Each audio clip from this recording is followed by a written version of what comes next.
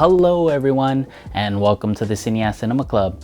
I'm your host, Mickey P, 33, and this is a book club for cinephiles where we watch, discuss, and review all things movies. So, if that's something you like to do, this is the show for you. If this is your first time here, let me explain how things go. The show will consist of two segments. In the first part of the show, we do a spoiler-free review where I share my first impressions and overall thoughts and opinions. Then, I let you know whether or not I recommend the film. In part 2, I critique the film by going into the pros and cons in more depth and even talk some spoilers. So if you haven't seen the film, don't worry because you can just watch part 1 and skip to the end of the show to see my final score. I finish the review by sharing my final thoughts and rate the film based off the grading criteria. And each film will be scored out of 10. Alright, let's get started. And as a reminder, the first part of this video is going to be a non-spoiler review of the film. Alright everyone, today's film was suggested to me by my buddy Fernando. If you guys want to suggest any movies, let me know and suggest them in the comments down below, or DM me or PM me on any of my socials. Alright, as with every video, we start off with a non-spoiler review. Today we are reviewing the sci-fi action film Source Code, directed by Duncan Jones. The film released back in 2011 and stars Jake Gyllenhaal, Michelle Monaghan, Vera Farmiga, and Jeffery Wright. Source Code is about a soldier who wakes up in someone else's body and discovers he's part of an experimental government program to find a bomber of a commuter train within 8 minutes. I'll start by saying that the concept of this film is very unique and original. I love sci-fi films because of all the different possibilities that the technology in the films have. In this case, a person can transfer their mind to the body of someone else. The screenplay of the film was written by Ben Ripley, who eventually wrote the screenplay for the 2017 film Flatliners, starring Ellen Page. Now, I haven't yet seen that film, but I've heard that it's pretty good and it's a great sci-fi film, and it's on my to-watch list. Now, Source Code reminds me a lot of The Twilight Zone, where we, as the viewer, are introduced to a world and characters without any real context, and we spend the entire episode, or in this case the movie, trying to figure out what is really happening to the characters. It's like a puzzle in that way, and I love films that make you an active viewer and have to think and put together all the clues to make sense of it all. Now, without giving too much of the plot away, I can say that it has elements of Groundhog Day with a sci-fi twist. Now, I'm a person who hates plot holes, and if someone tells me a plot hole after the fact, it can ruin the whole film for me because when I go back and rewatch it, it's all that I can think about. So, with all that happens in the film, I'm pretty sure that there are some plot holes, but the film is paced so well and moves so fast that you don't have time to stop and think about them. And by the end of Act 1, you are so captivated by the science of it all, and it keeps you wanting to watch and try and figure out what the rules are with this technology.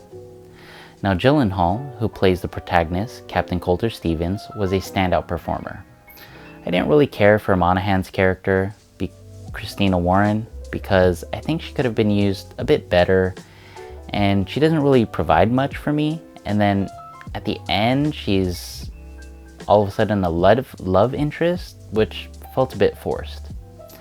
Though I did like Vera Farmiga's character, Colleen Goodwin, who seems to play an emotionless character who only cares about the success of the mission, and then by the end of the film, she ends up growing and having depth as she cares for Captain Stevens at the end of the film. Source Code is a great film with a pretty good story, but the concept was so original that it gave us something that we've never really seen before. So I would recommend this film to anyone who loves sci-fi. It's a typical Hollywood film and really kind of only stands out due to its unique concept. But overall, pretty good story and enjoyable film overall. With that being said, we'll move into part 2 where we do a deep dive into what I think the film does well and what it could have improved on. So from here on out, we're headed into spoiler territory.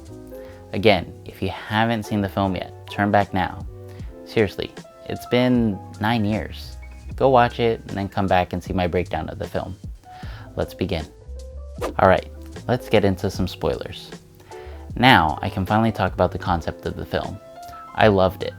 The fact that you can relive a specific event in time vicariously is pretty neat to think about.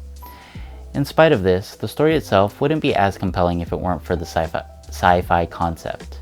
The editing was done well, as they had to create a unique effect and show certain aspects of entering and exiting the source code. It definitely helps to add understanding on what was happening to the character. And as I mentioned in part 1, we get some character development from Gyllenhaal and Farmiga's characters. Gyllenhaal, over the course of the film, gets less frantic and starts becoming more calm and collected, and starts to outsmart the system, if you will, or the source code, all to figure out who the bomber is. And again, Farmiga's character, as I stated earlier, seems like a cold-hearted who only cares about the success of the mission.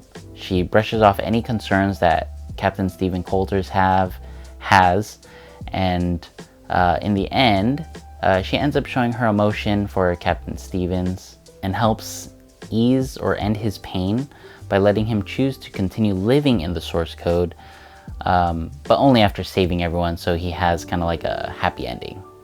Now, as we finish, as with every video, we end this with my most important category, or at least what I think is the most important category, the rewatchability factor. I would give this film another watch because now that I know the rules of the technology, I kind of want to, get the movie for what it is, now that I'm not having to put together puzzle pieces and figure everything out. But at the same time, I am kind of hesitant on giving it another rewatch because I feel like now that I know everything, I might find plot holes in the logic, and that would probably ruin the film for me. But I'd probably for sure give it a second watch, just depending on that second watch, may or may not get me to watch it more or not, again, because of the plot holes. So that being said, here are my final scores for each category, and that brings my total final score for source code to a 7.2 out of 10. Now, source code has been out for a long time now. Have you seen it, and what did you think about the film? Let me know in the comments down below. Alright, if you've made it this far, thank you so much for watching and supporting the show. It really means a lot to me. Remember, you can join the Cinéaste Cinema Club and stay up to date with what movies you are watching and reviewing just by following Cinéaste Cinema Club on Instagram, Facebook, and Twitter. Again, there you can suggest and vote on what movies we watch and stay informed with the latest movie news. Reviews will be posted to my YouTube channel every Friday at noon. And every Saturday at noon the next day, on my Twitch channel, I will be hosting a companion show where I bring on a guest and we discuss the film in more depth. We talk spoilers, share our thoughts and opinions, just like my video reviews, but the only difference is that because we do the show live, you, the viewer, can share your thoughts and opinions on the film with us. Also, if you don't have time to join in on the live show, you can listen to the audio-only podcast version on Spotify, Apple, and Google Podcasts, or wherever else you get your podcast content. Just search Cinéaste Cinema Club. VODs for the live show will also be on my YouTube channel. Again, all social media links are down in the description below. Let me know what you liked or disliked about the show and how I can make it better. If you like the reviews, please share the show with your friends and give us a thumbs up and subscribe to get more movie reviews. Tune in next week for yet another review by me, Mickey P. 33. Peace.